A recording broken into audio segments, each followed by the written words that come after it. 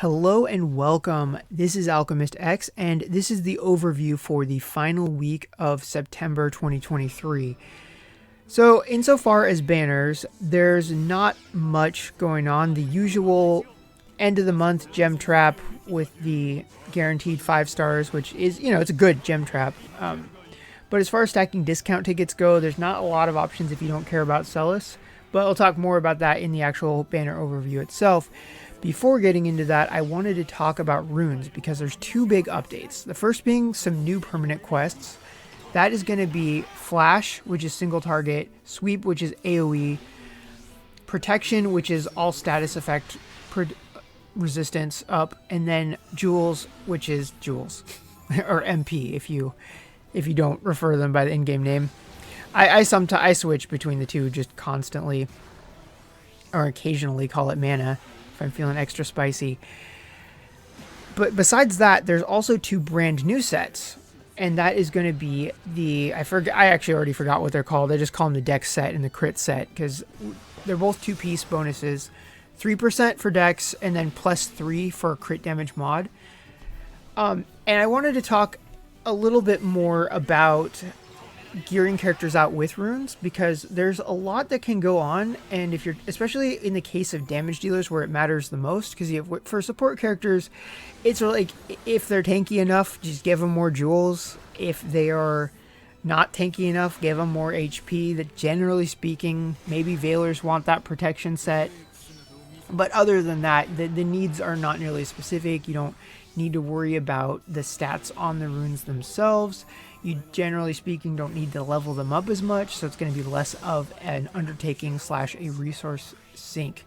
So damage dealers, that's where I wanted to focus on. So I'll talk a bit about scaling, and I'll go over some various testing that I did, trying to figure out how best to get out a couple of characters, especially in relation to the new sets that have just come out. So next up, I'll just showcase a little bit of footage I recorded in that endeavor. Okay, so first up, I'm starting with Ignacio, and the reason why is because he's a P-Attack / Dex. It is 0.8 times the sum of both of them, so pretty good opportunity to test. Now, previously, I had a P-Attack to help close the gap between the 2 stats, and then single target because I mostly use him for his single target nuke. So I mixed and matched a few things. I tried doing like all Dex, and that wasn't any better than what I'd had before. I swapped out the single target for crit. That was also really, really negligible.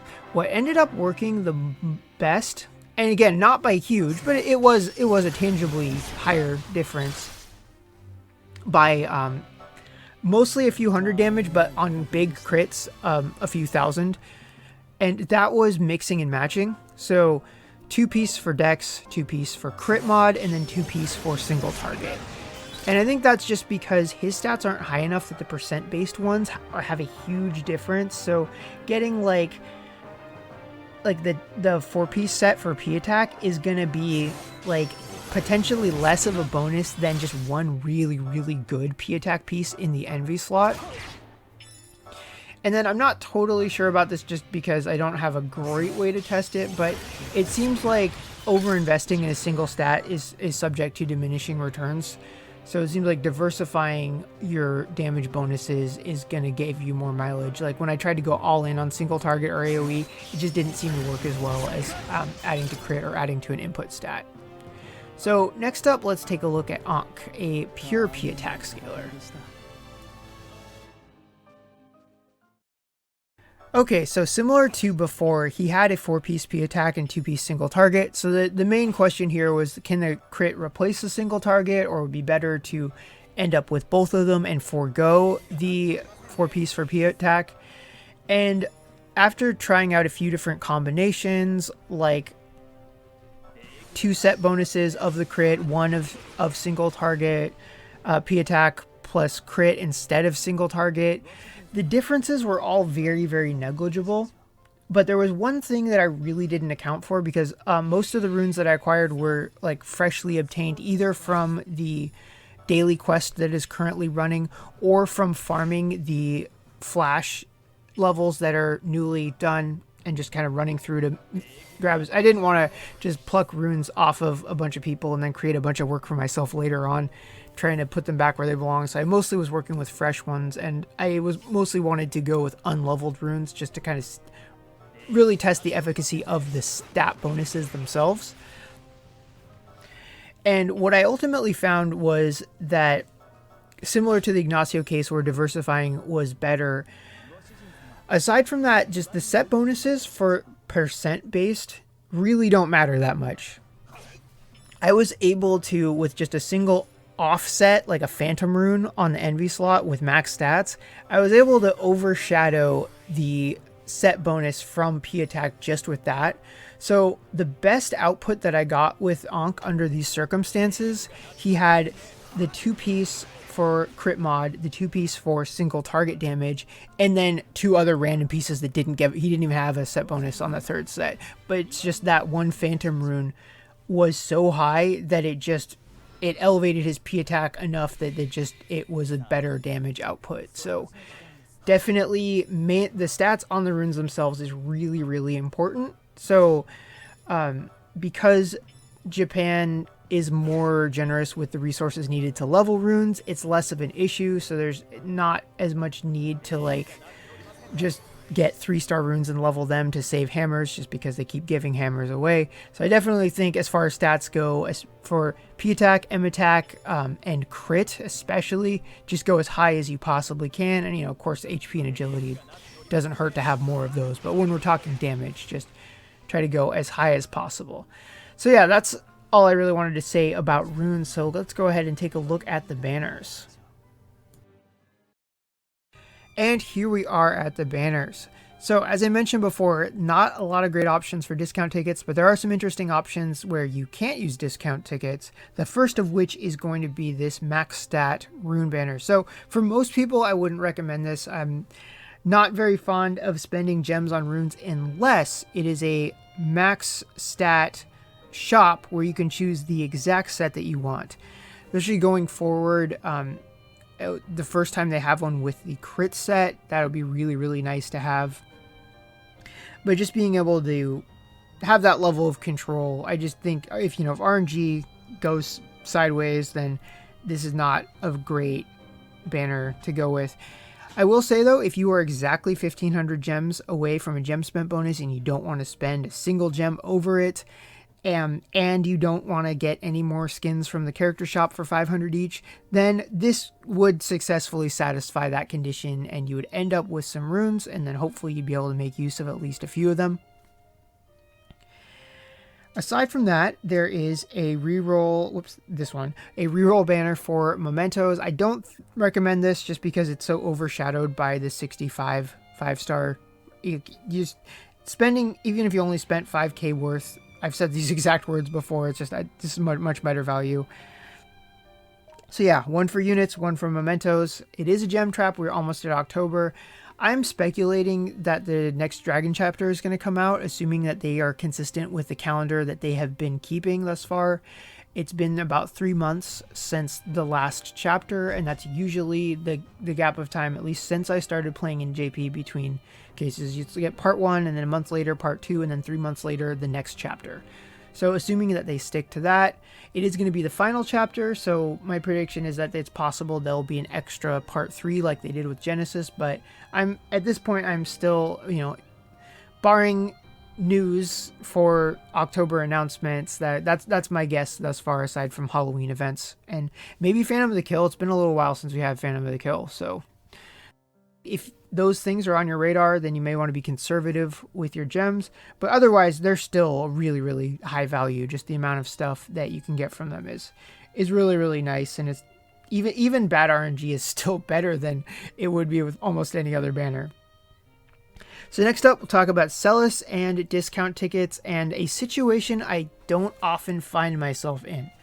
So if you care about Celis, then got another discount ticket to throw at this 9-step, and simple as that. If you don't care about Celis, but you're concerned about discount tickets, I will say this, that sometimes, in very rare occasions, if there's no other options, that just letting a discount ticket go is okay. Because say you got 3 I do. I could use them on this banner, and I could spend 1,500 gems. I would guaranteed get one 5-star memento out of it, have a very, very small chance of either getting Celis herself or her brand new memento, which is not a terrible outcome. But on the other hand, I think, well, but throwing 1,500 gems worth that I would have spent doing that just into this banner is just much, much better, because you're already exceeding the minimum by what you would get by a huge amount. And then, because I usually recommend, kind of regardless of how many gems you have, as long as you're not super hard saving for something, at least going to step 5, just because, you know, guarantee 1 limited, and then you have a decent chunk of mementos to go with it. So just because of that, like, as I've said many times, it tends to overshadow anything else that is going on. And that is the case here. And so, and for me personally, I'm just going to let those discount tickets evaporate, because I'd rather just spend the amount of gems I'm willing to allocate to the week just towards this. And I just think that it will get me farther than what the 1,500 would have gotten on the Celis banner. But yeah, that is about it for banners. So next up, I'm going to do 2 more steps of that amazing memento banner, and then we'll call it good for the week. Alright, so I will say, since I didn't record everything I did thus far, I had a result that I'm probably not going to be able to top, because I got in a single, I don't remember if it was 6 or 7, but I got Andex's second memento finally, so that was pretty great. It also gave me Gino's memento with the skin, and I've got all of his gates maxed, because he was like one of the first ticket units that I got. And then I got Rima's memento, finally. That was just normal pool. And then on step 7, I got Amane's new memento too. So even if these 2 steps aren't that great... Oh, look at that. Another wind unit. After I knew I'd start getting wind units after I burned my wind shards on Smire, but that's not really a fair comparison either way. Well, yeah, so even if these results aren't terribly great, I already had some pretty great ones. Definitely I think the Andex result is going to be hard to beat. That was probably the thing that I enjoyed the most. Oh, nice. But there's definitely some other good ones I'm really looking for. I'm still working on Ryle, but... Oh, Minario's memento. I think I have both of his mementos now. I also got that one earlier on. Oh, wow. It's a good day for Ryle, apparently. Yeah, because I've already, like, pretty set on Ankh, and Ryle, I still need to do his quest. Oh, another one for Ankh. I still don't have that one max limit broken yet. Could use some other, oh, sorry, I said Ankh, but I meant Oct. I could definitely use some other mementos for her. I have her built now. Oh. So yeah, that was alright. Got 2 new mementos out of it, and a brand new memento unit too. Definitely not the memento unit I want the most right now. That would be Shandy. But, you know, I'll still take it. So yeah, this will be probably as far as I go, because I'm going to do this, and then I'm going to get the gem spent bonus, and then that'll put me right around 40k, and that's probably where I want to sit for now. But let's see what this last result gives us. We got 2 downloading, although that can easily be a fraud, because after the big patch update, like, pretty much anything is given a downloading, so it's going to be pretty misleading. I learned that when I did the first couple of steps, and I was like, oh, I got 2 downloading, and it was just like 2 things I already had. Oh, Mercia's memento.